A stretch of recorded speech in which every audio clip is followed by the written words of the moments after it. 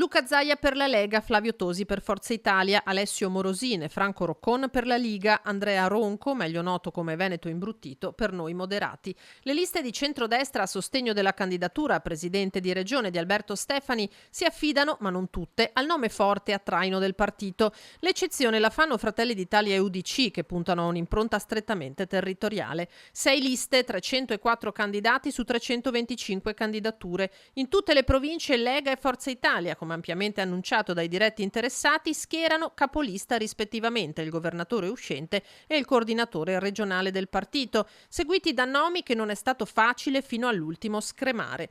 La Lega, nel tentativo di raggiungere, con Zaia e amministratori uscenti, un bacino di voti che la riaffermi alle regionali, primo partito in Veneto, Forza Italia che da mesi porta avanti una campagna acquisti battente, con l'ultimo colpo, quello a Treviso di Gian Antonio Darè, tanto clamoroso quanto dibattuto dalla base azzurra. Stefani e Tosi in campo due leader regionali, il meloniano Luca De Carlo resta fuori dall'agone e rimpingua le file bellunesi con i veneziani Luca Spavanetto, Francesca Zaccariotto, Matteo Romanello e Matteo Penzo.